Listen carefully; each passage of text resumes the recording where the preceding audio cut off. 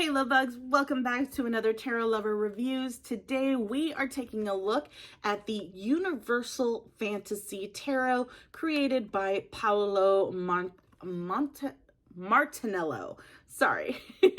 So if you've heard of this tarot deck or you haven't, hopefully this review and the flip through that comes afterwards helps you to decide on whether or not this tarot deck is right for you. Now, if you want to skip straight to the flip through, feel free to look down in my description. I break down all the suits into chapters to make it easier for you to locate exactly where you want to start in the flip through. But right now we are going to talk about the packaging, we're going to talk about the guidebook, and we're going to talk about the card stocks, card imagery, the backing, the naming convention, everything. So if you're interested in the details, stick around. Otherwise, feel free to head on over to the flip through. So let's go ahead and talk about the packaging. So this particular packaging is your typical tuck box, slip box, however you say it. I think this is right side up. No, it's upside down. Sorry. It gets blurry on the camera. The publisher is Los Scarabeo Publishing, so you can find this on their website, or you can just Google it and be able to find this tarot deck for purchase. It comes in your typical tuck box, slip box, however way you say it. So it's pretty straightforward. And another thing that I love, which we're going to talk about right now, is the fact that Los Scarabeo does their guidebooks in multiple languages to make sure that everyone can enjoy their tarot decks. So that brings me to their guidebook. So this is what their guidebook looks like. This is typical when you receive a tarot deck in a box like this. You will receive a little white book. Typically, I think I may have had, no, you know what? I don't think I've ever had a moment where a tarot deck that came in a box like this didn't have a little white book. So if you don't get a little white book, you have a counterfeit, okay? Just putting that out there. That's a video for another day. But this is the little white book in this particular tarot deck, and as you can see, it's a little bit thicker than your average little white book, mainly because it is in other languages.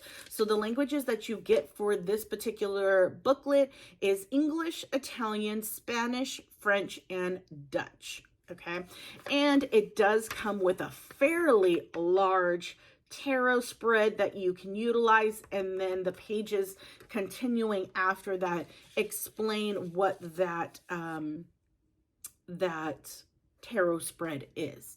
Now, with every little white book, you can definitely expect to have very brief descriptions of each of the cards because it's a little white book. So that is exactly what you receive in this one. It is very brief, very short descriptions.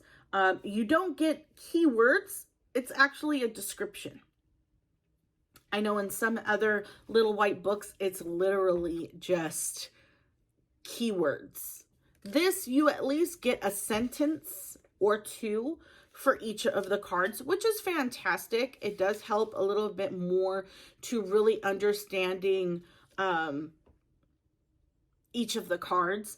But I always find that whenever a tarot deck comes with a little white book, especially if you're just learning tarot, I find that it's best to have a separate guidebook that is more detailed in each of the cards to utilize along with the tarot deck. So that is the guidebook. Let's go ahead and talk about the cards. So this is what the back of the cards look like, and I absolutely love it. It is in a matte finish with a slight gloss, as you can see, but it's for the most part a matte finish to this one. The cards, I would say, are a standard card size, but I have a standard Rider-Waite-Smith tarot card here just to give you an idea of the difference, and it is a little bit smaller than your standard tarot card, which to me you can't really tell the difference. If anything, it fits way better in your hands compared to a standard tarot card size. So that is the size, the backing. Let's talk about the cardstock. Now the cardstock for this, and this is probably one of my first 5 tarot decks that I've purchased for myself when I started my tarot journey a few years ago. I forgot where I was getting at that. Let's just stop there and get back to the cardstock. The cardstock for this, I feel, is like a Goldilocks zone of a cardstock. What I mean by that is it's not too thick and it's not too thin when it comes to cardstock. For me, preferably, I love my cardstock to be a little bit on the thicker side, not like super thick, but on the thicker side, so that I know that it's going to last the wear and tear, the constant use of being shuffled however way I decide to shuffle my tarot deck. When they are a little bit on the thinner side, I just feel like I feel like it's more fragile, and I'll go through that tarot deck a lot quicker than I would like to. So hence why I like my tarot cards to be a little bit on the thicker side. This one, it's perfect. It's not too thick. It's not too thin. How I kind of gauge this when it comes to the cardstock, and to give you a visual idea of what I mean by Goldilocks zone, is if I use the riffle shuffle as an example. So riffle shuffle, also known as the poker shuffle or the bridge shuffle, is when you split the tarot deck in half and you bend it and you shuffle it like this. That is your riffle shuffle. So utilizing that as an example, if your tarot deck is too thick, if the cardstock is too thick, you will find that it's very hard to bend your cards this way. You're able to do it with thicker cards. You're just putting more effort into it. And I find that it hurts my knuckles when I try to do that to thicker cardstock. So I won't do this for thicker cardstock. I will shuffle it a different way.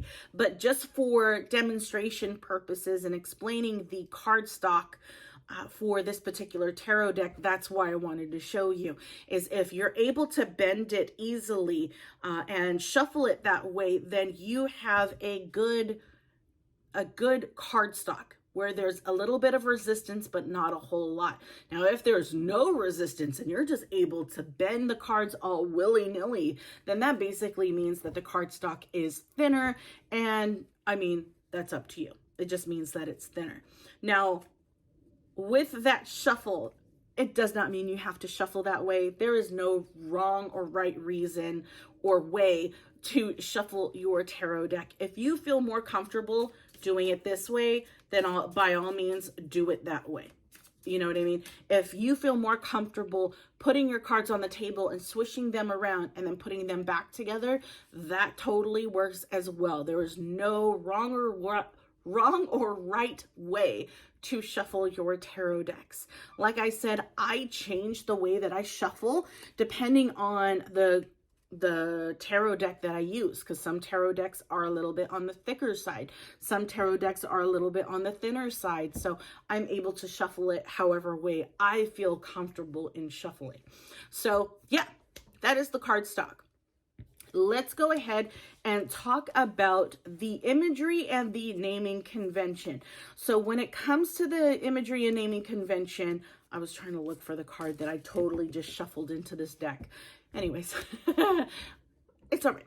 So when I get to this point, I like to explain what I'm doing. So the reason why I do this is because when I get to this point, I like to compare that tarot deck, this tarot deck, to the Rider-Waite-Smith imagery and naming convention. Why I do that is because guidebooks that are out there for you to purchase separately from the tarot deck largely pull from the Rider-Waite-Smith tarot deck, the imagery and the naming convention. So if you wanted to use a guidebook with a particular tarot deck it may or may not work because tarot decks are created differently.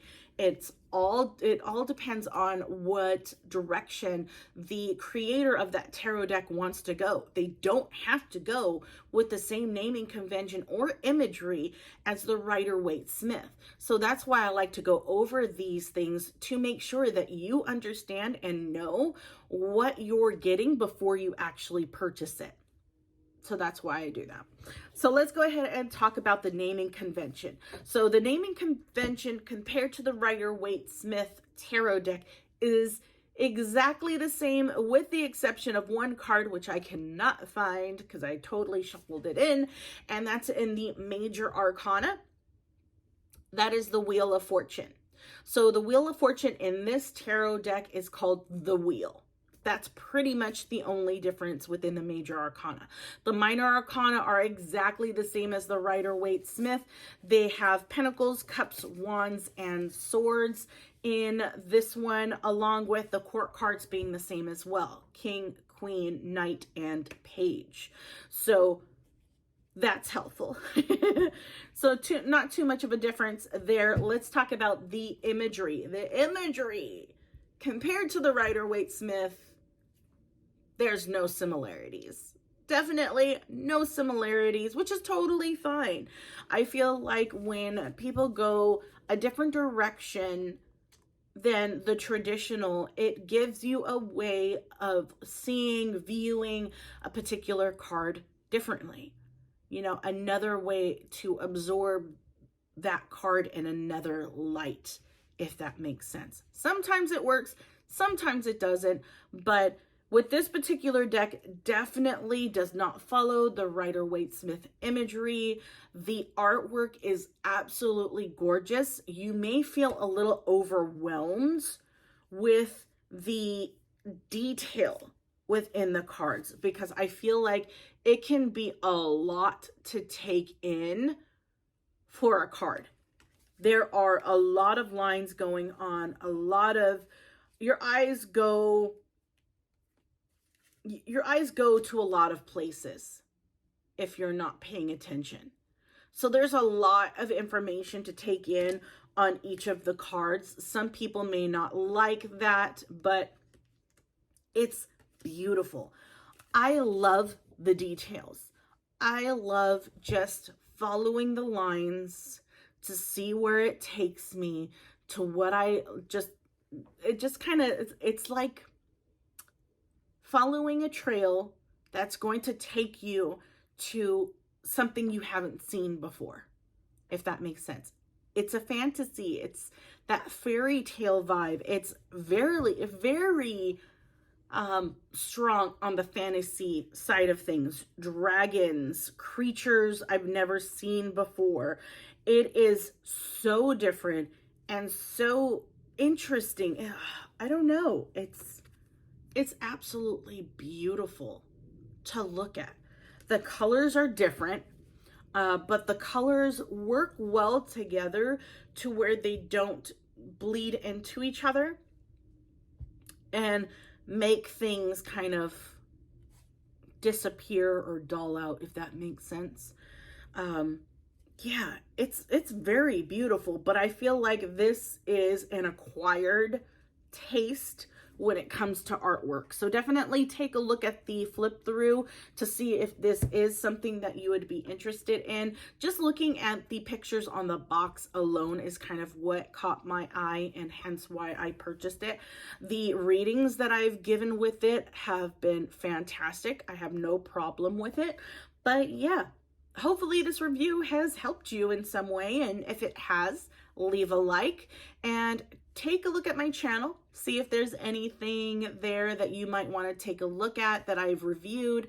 If there is not a tarot deck that you're interested that I have not reviewed yet, leave a comment below. Let me know what that tarot deck is. I may have it.